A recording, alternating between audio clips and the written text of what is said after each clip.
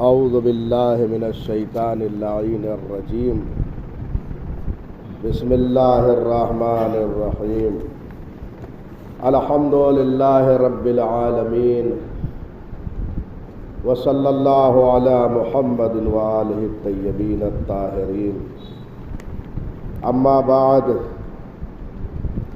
وَإِذَا مَرُّوا بِآيَةٍ فِيهَا تَخْوِيفٌ أَصْغَوْا إِلَيْهَا مَسَامِعَ قُلُوبِهِمْ وَظَنُّوا أَنَّ زَفِيرَ جَهَنَّمَ وَشَهِيقَهَا فِي أُصُولِ آذَانِهِمْ۔ سامعین محترم، ہماری گفتگو صفات متقین کے بارے میں چل رہی ہے۔ امیر المومنین کے خطبہ متقین کے تناظر میں آج گفتگو یہاں پہنچی ہے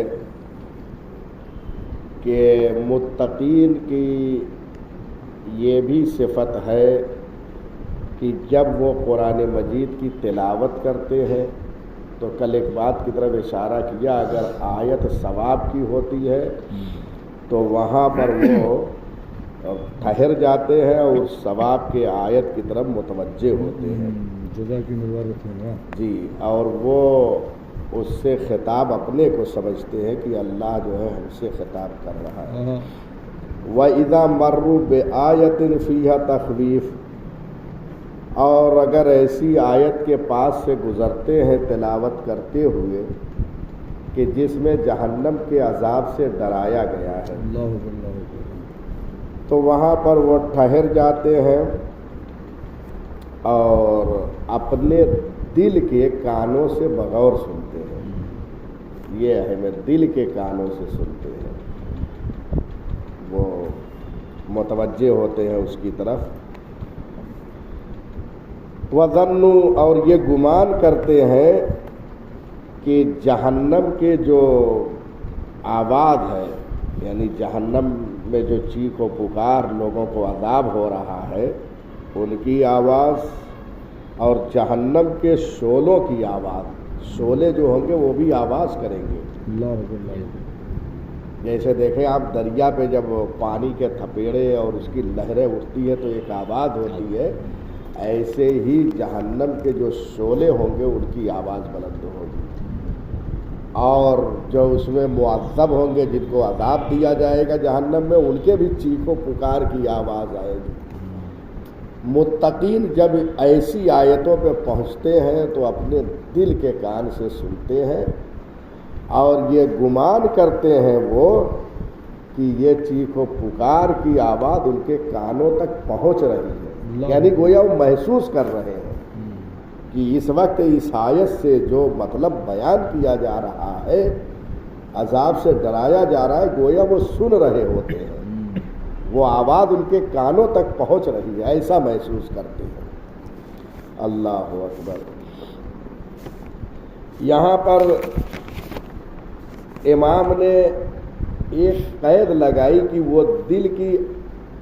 دل کے کانوں سے سنتے ہیں، دل کے آنکھ اور کان دونوں ہوتے ہیں دل کے پاس۔ جیسے وہ فقرہ کہ ذیلب یمانی نے امام علی علیہ السلام سے سوال کیا کیا آپ نے اپنے رب کو دیکھا ہے؟ تو کہا میں عبادت ہی نہیں کرتا اس رب کی جس کو دیکھا نہ ہو۔ تو ذیلب نے کہا کہ مولا وہ کیسے؟ کہا وہ ظاہری آنکھ سے نہیں دیکھا جاتا، دل کی آنکھوں سے دیکھتا، دل کی آنکھ۔ تو جیسے دل کے جو ہے آنکھ ہے ایسے ہی دل کے کان بھی ہے، غور فرما رہے ہیں۔ تو دل کے کانوں سے جو یہ سنتے ہیں متقین، یعنی آیات تخویف، آیات عذاب، جس میں عذاب کا ذکر ہوا ہے، ظاہری کان سے تو سنتے ہی ہیں، اور اس کے علاوہ جو ہے وہ قلب اور دل کے کان سے بھی اس آیت کو سنتے ہیں، اور جس میں کچھ ذکر ہوا ہے، اللہ اکبر، اس سب کو سنتے ہیں۔ اس کے بعد جو چیخ و پکار کی آواز ہے اس کو بغور سنتے ہیں، اور یہ گمان کرتے ہیں کہ ہمارے کانوں تک اندر تک یہ بات پہنچ رہی ہے، ایسا گمان۔ اس کا مطلب یہ ہے کہ قرآن مجید کی جب آیتوں کی تلاوت کرے تو آیات ثواب پر اور آیات عقاب پر ٹھہر کر وہاں تدبر اور غور و فکر کرنا چاہیے۔ اور فرما رہے ہیں اس کے بعد کا فقرہ ہے مومنین کی جو صفات آگے مولا نے بیان کیا، فہم حانون علی اوساطہم، اور وہ حالت رکوع میں ہوتے ہیں۔ حانون وہ اپنی کمر کو جھکائے ہوتے ہیں، یعنی حالت رکوع میں ہوتے ہیں۔ مومن کی اور متقی کی ایک صفت ہے کہ وہ رکوع کرتے ہیں اللہ کے لیے۔ مفرشون لجباہہم، اور وہ اپنے جبینوں کو جو ہے وہ سجدے میں رکھ دیتے ہیں، یعنی وہ سجدہ کرتے ہیں۔ اور سجدے میں وَأَكَفُّهُمْ، ان کی دونوں ہتھیلیاں سجدے میں ہوتی ہیں۔ وَرُكَّبِهِمْ، دونوں گھٹنے ان کے ہوتے ہیں۔ وَأَطْرَافِ أَقْدَامِهِمْ، اور قدم کے جو ہے دو یہ انگوٹھے جو ہے، یعنی اعضائے سبعہ، 7 اعضاء جو سجدے میں ہوتے ہیں ان کی طرف ذکر کیا ہے کہ یہ 7 اعضاء کے ذریعے سے سجدہ کرتے ہیں، رکوع کرتے ہیں اور یہ سجدہ کرتے ہیں۔ اور یطلبون الی اللہ تعالی فی فکاک رقابہم، اور یہ اللہ سے طلب کرتے ہیں کہ پروردگارا ہم کو جہنم سے دور رکھ، آزاد رکھ۔ اور فرما رہے دیکھیں انسان کا کوئی بھروسہ نہیں کہ کب وہ جو ہے اپنے مسلک اور مذہب سے پھر جائے، لہذا انسان کو آخر وقت تک سلامتی ایمان کی دعا کرنا چاہیے کہ اس کا ایمان صحیح و سالم رہے، اور اگر ایمان چلا گیا تو یقیناً وہ جہنم کا ایندھن بن جائے گا۔ بے شک بے شک۔ تو یہ ساری دعائیں جو ہے اسی لیے ہو رہی ہیں بے شک کہ پروردگارا ہم کو اس سے محفوظ رکھ۔ اور آیتوں میں اس قسم کی باتیں آئی ہیں کہ جو سجدے کرتے ہیں، نماز پڑھتے ہیں، فقہ کے رقبہ، اپنی گردن کی آزادی چاہتے ہیں۔ اس فقرے میں کیا ہے، اپنے گردن کو آزادی چاہتے ہیں، کیونکہ آزاد اصل میں گردن کو قید کیا جاتا ہے، رسی وغیرہ یا زنجیر جو ڈالی جاتی ہے گردن میں، اسی لیے یہ کنایا ہے کہ ہم آزادی چاہتے ہیں۔ اب وہ کس چیز سے آزادی؟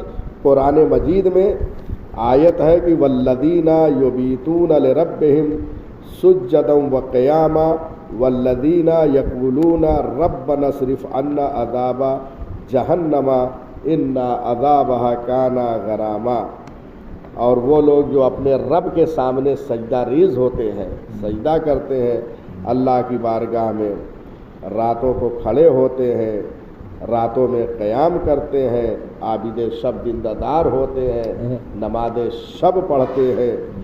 والذین، اور یہ جو سجدہ کرتے ہیں یہی وہ لوگ ہیں کہ جو اپنے رب سے یہ کہتے ہیں کہ پروردگارا ہم کو جہنم کے عذاب سے محفوظ رکھ، ان عذابها کان غراما، اور اس کا بے شک عذاب جو ہے وہ بہت سخت ہے۔ جہنم کا عذاب، وہ آپ نے ابھی ملاحظہ فرمایا مولا کے کلمے میں کہ اس کے شعلے کی جو آواز ہوگی وہ بلند ہوگی، اتنا خطرناک جو ہے شعلہ ہوتا ہے۔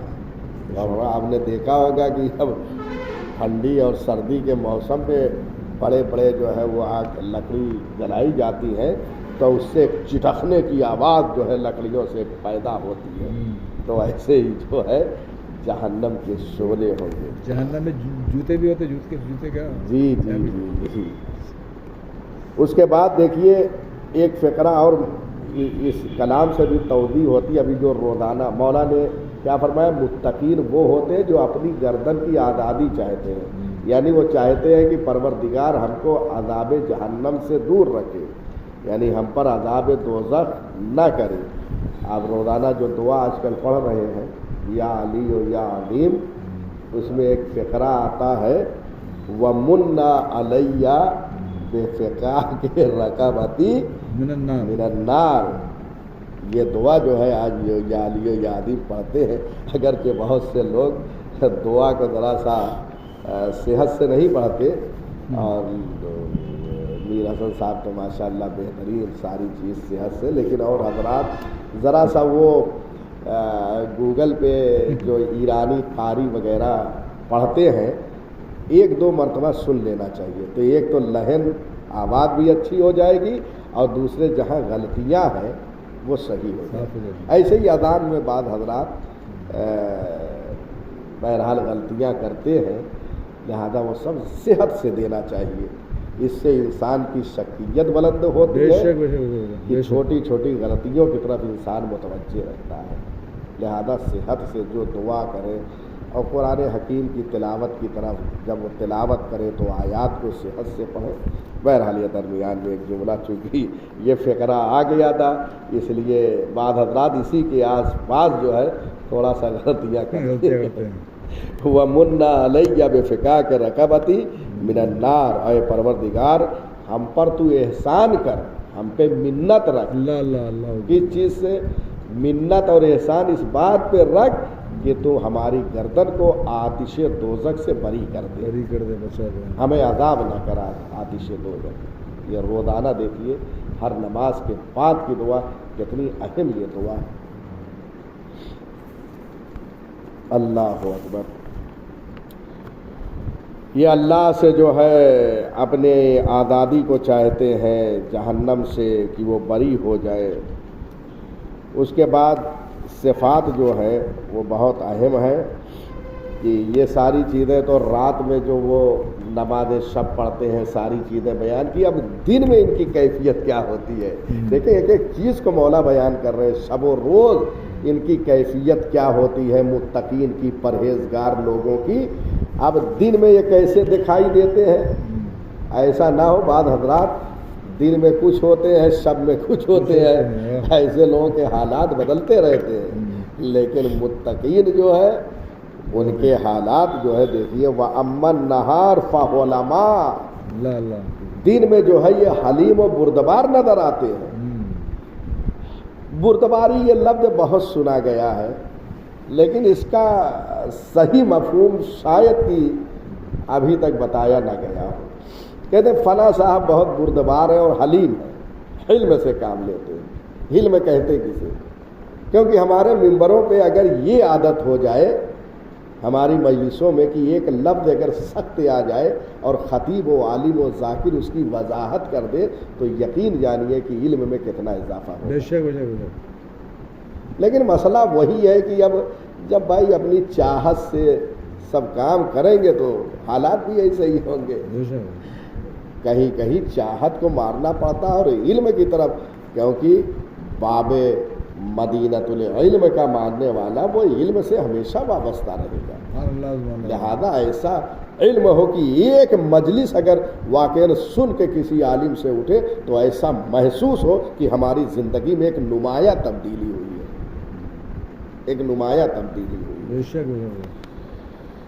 تو یہ حلیم ہوتے ہیں۔ حلیم کہتے ہیں قوت غضبیہ، ایک غضب کی قوت انسان کے، جو غصہ ہوتا ہے غضب ہوتا ہے، ایک قوت ہے انسان کے اندر اور وہ بھڑکتی ہے، اسے کہتے ہیں غضب۔ اسی کے اپوزٹ یہ حلم ہے، علم ہے۔ اور فرما رہے ہیں یعنی جب انسان قوت غضبیہ کو کنٹرول میں کر لیتا ہے تو کہتے ہیں یہ صاحب علم ہے، یہ حلیم ہے، یہ بردبار ہے۔ ایسے شخص کو بردبار کہا جاتا ہے کہ جو اپنے غصے کو کنٹرول کر لے۔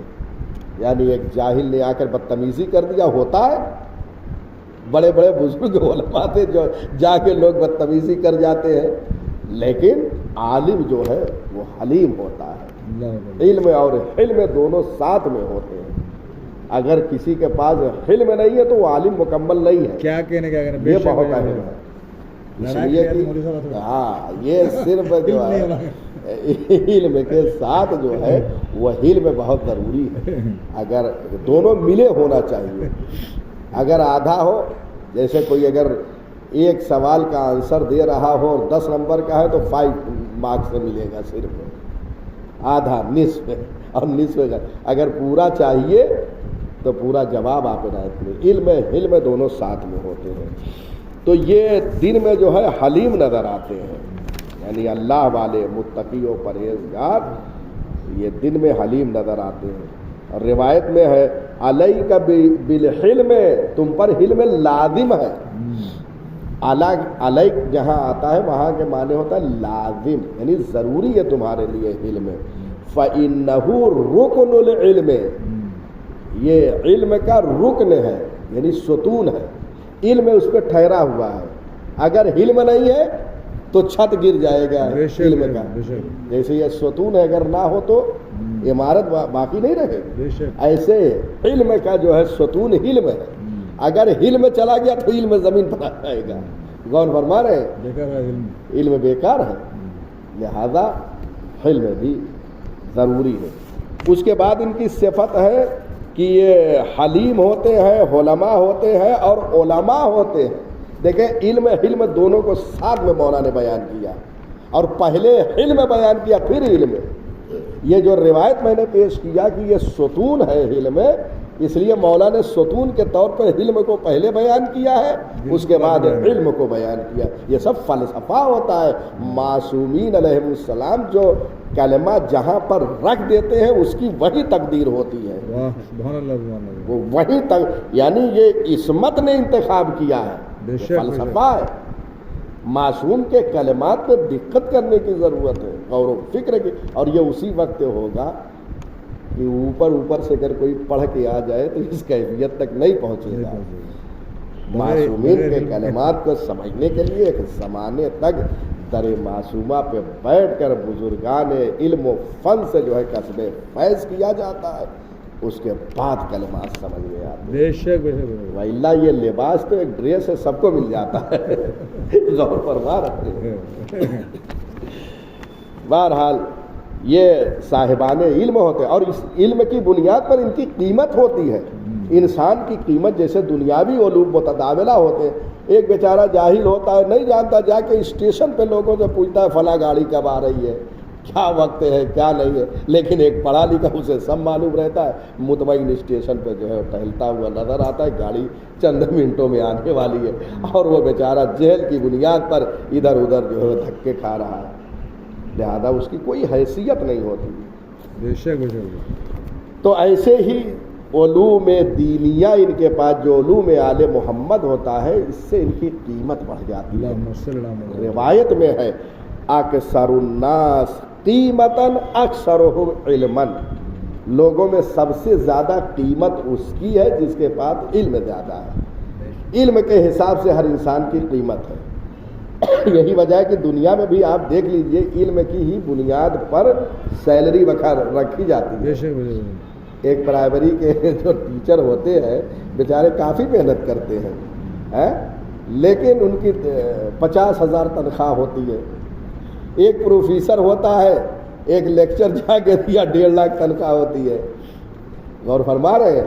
یہ کیوں ایسا تفاوت ہوتا ہے جبکہ یہ بیچارہ محنت زیادہ کر رہا ہے؟ بھائی پرائمری میں بچوں کو پڑھانا معمولی بات نہیں ہے. ایک تو ان کے شور شرابے دماغ ویسے پہلے خراب کر دیتے، پھر ان کو سمجھانا. لیکن ایک پروفیسر سکون سے آ کے بیٹھ کے، یا ایسے ہی ایک عمارت بن رہی ہے، عمارت میں جو انجینئر ہوتا ہے اے سی میں آ کے بیٹھتا ہے، اس کی خدمت بھی آپ کر رہے ہوتے ہیں، چائے بھی پیش کر رہے، سگریٹ بھی دے رہے، اور وہ بیٹھا گھر کا ایک نقشہ بنا کے آپ سے ہزاروں لے کے چلا جاتا ہے. لیکن اسی مکان کو جب بیچارہ مزدور بناتا ہے تو اینٹیں لاتا ہے اور گارے لاتا ہے، کتنی زحمت. کیا دونوں کی برابر ہے؟ کیوں؟ اس لیے اس کے علم کی قیمت ہے. دنیا میں جو اس کو تنخواہ دی جا رہی ہے وہ علم کی دی جا رہی ہے، کیونکہ جس کا علم جتنا ہوگا اس کی قیمت اتنی ہوگی. یہ دیکھیے اب یہ دنیا کی طرف بھی لے جائے، دنیاوی اعتبار سے بھی جس کے جتنا علم ہوگا اس کی قیمت اتنی ہوگی. ایسے ہی علوم آل محمد جس کے پاس جتنا زیادہ ہوگا اس کی قیمت اتنی ہی ہوگی. سبحان اللہ. اللہ اکبر. تو یہ عالم ہوتے ہیں، حلیم ہوتے ہیں، عالم ہوتے ہیں. اس کے بعد ہے کہ یہ ابرار ہوتے ہیں. ابرار نیکوکار. دیکھیے ایک اخیار ہوتا ہے اور ایک ابرار ہوتا ہے. دونوں کلمہ آپ نے سنا ہوگا لیکن فرق مشکل سے ہی معلوم ہوتا ہے. دیکھیے اخیار خیر کی جمع ہے اور ابرار یہ بھی بر کی جمع ہے، نیک کام کرنے والا. اس کے معنی بھی وہی، اس کے معنی میں بھی وہی، کیونکہ اردو میں بڑا مشکل ہوتا ہے بعض کلمات کو جو ہے منتقل کرنا. لہذا جو اہل لغت نے اور علماء نے فرق بیان کیے، کہتے ہیں ہر نیکی کرنے والے کو اخیار کہتے ہیں، خیر کرنے والے. لیکن ابرار انہیں کہا جاتا ہے کہ نیکیاں جن کے دل میں راسخ ہو گئی ہو، یعنی دل میں ایک ملکہ پیدا ہو جاتا ہے کہ وہ ملکہ مجبور کرتا ہے کہ کار خیر انجام دیا جائے، اسے کہتے ہیں ابرار۔ متقین کو جو ہے وہ ابرار کہا گیا ہے کہ یہ ابرار ہوتے ہیں، ان کے اندر ملکہ بن جاتا ہے، یہ نیکیاں حتمن کرتے ہیں۔ ہم کیا ہے، کبھی دیکھا کوئی فقیر پہ زیادہ ترس آ گیا تو ایک 10 روپیہ نکال کے دے دیا، لیکن متقی اور پرہیزگار اور اللہ والے ایسے ہوتے ہیں کہ آگے بڑھتے جاتے ہیں، جن کے حالات دیکھتے جاتے ہیں، ان کو جو ہے وہ خیر ان سے انجام، کیونکہ وہ ملکہ جو ہے وہ انہیں مجبور کرتا ہے۔ ہمیں کیا ہے، کبھی کیفیت خراب ہے تو وہ دیکھ کر ہمیں ترس آ گیا اور ہم نے نکال کے دے دیا، وہ ایسے نہیں، ان کے یہاں ملکہ پیدا ہو جاتا ہے۔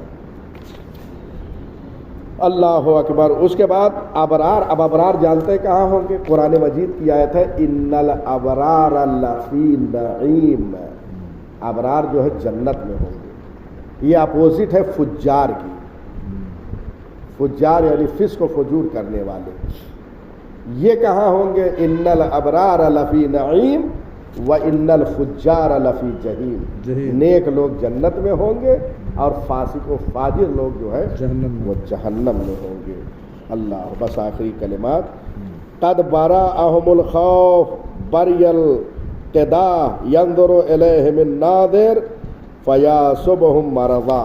اللہ اکبر۔ اب یہ جانتے ہیں متقین اور پرہیزگار وہ ہوتے ہیں، مولا فرماتے ہیں وہ ہوتے ہیں متقین کہ جب انہیں دیکھنے والے دیکھتے ہیں تو ان کی نظروں میں یہ مانند تیر نظر آتے ہیں، ایسے لاگر ہو جاتے ہیں کہ تیر کے مانند نظر آتے ہیں۔ قد براہم الخوف بری القداء، یعنی متقی و پرہیزگار کو جب لوگ دیکھتے ہیں تو ایسا دیکھتے ہیں کہ خوف نے، یعنی آیات خوف اور خوف الہی سے یہ گویا تیر کے مانند نظر آ رہے ہیں۔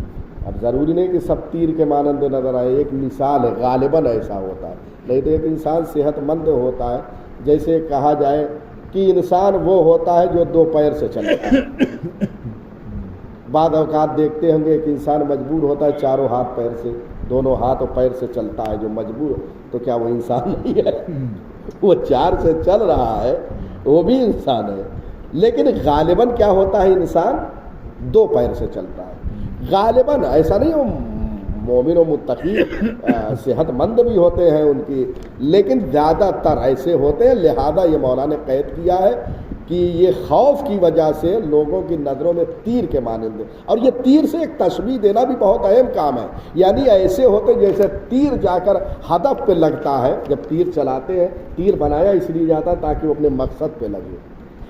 مومن اور متقی کو جو تشبیہ دی گئی ہے وہ اس لیے تیر سے دی گئی ہے کہ یہ اپنا ہر کام ہدف کے تحت انجام دیتے ہیں، مقصد کے تحت اپنے مقصد کو یہ پورا کرتے ہیں، اور یہ ایسے نظر آتے ہیں ینظر الیہم الناظر فیاسبہم مرضا، کیفیت ایسی ہوتی ہے، حلیم ہوتے ہیں، بردبار ہوتے ہیں، عبادت گزار ہوتے ہیں، ان کی کیفیت ایسی ہو جاتی ہے کہ لوگ انہیں بیمار سمجھنے لگتے ہیں، یعنی متقین کو لوگ بیمار سمجھتے ہیں، ایسی کیفیت ہو جاتی ہے، فیاسبہم مرضا، لوگ انہیں بیمار سمجھنے لگتے ہیں، جبکہ یہ بیمار نہیں ہے، وہ خوف کی وجہ سے، خشیت الہی کی وجہ سے ایسی کیفیت ان پہ طاری ہو جاتی ہے۔